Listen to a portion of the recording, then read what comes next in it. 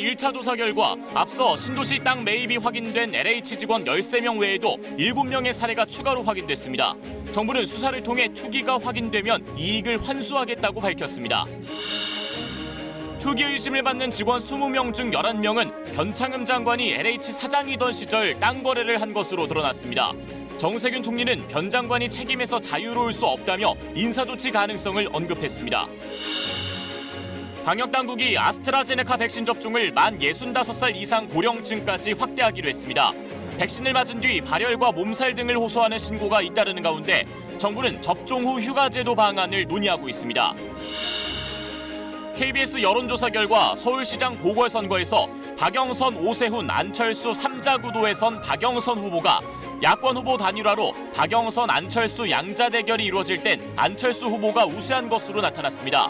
박영선, 오세훈 양자 구도 땐 오차 범위 안에서 접전을 보였습니다. 오늘 서울 초미세먼지 농도가 한때 100마이크로그램을 웃돌면서 2019년 3월 이후 가장 높았습니다. 오늘 수도권에 내려졌던 비상저감 조치는 내일까지 이어집니다.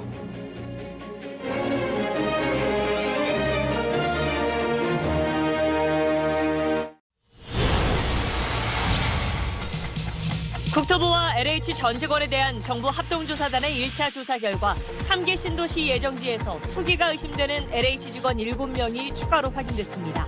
정부는 기존 13명에 더해 20명을 수사 의뢰하기로 했습니다.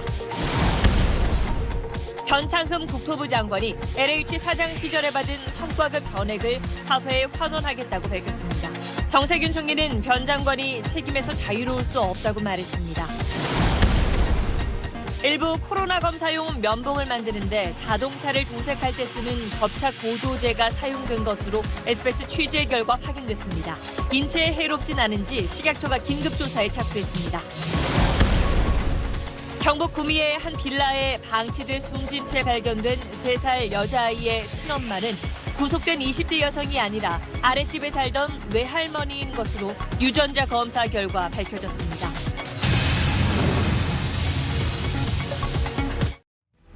정부합동조사단은 국토교통부와 LH 직원 14,000명을 전수조사한 결과 3개 신도시와 인접지역 땅 투기 의심자는 앞서 시민단체 등이 폭로한 13명을 포함해서 20명으로 모두 LH 직원이라고 발표했습니다.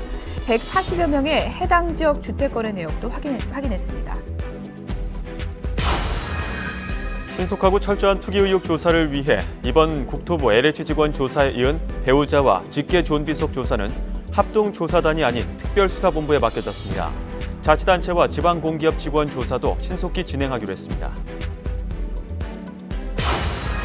정부는 부동산 범죄와의 전쟁을 선포하면서 허위 매물이나 기획부동산 등을 엄단하고 투기이익을 낱낱이 환수하겠다고 강조했습니다.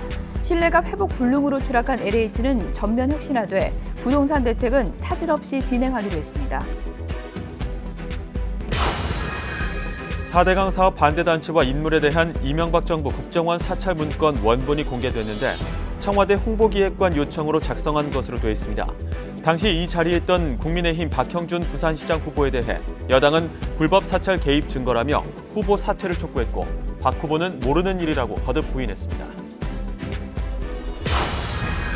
65세 이상 800만 명의 아스트라제네카 코로나19 백신 접종이 이달 시작됩니다. 요양병원, 요양시설 입소자 등 37만 명부터 맞게 되는데 접종 과정에서 주의가 더 필요합니다. 서울 등 수도권과 충남, 전북에 올봄 들어 처음으로 초미세먼지 주의보가 내려졌습니다. 수도권 비상저감 조치는 내일도 이어져 차량 운행과 공사장 운영 등이 단축되는데 미세먼지는 다음 주 초까지 계속될 것으로 보입니다.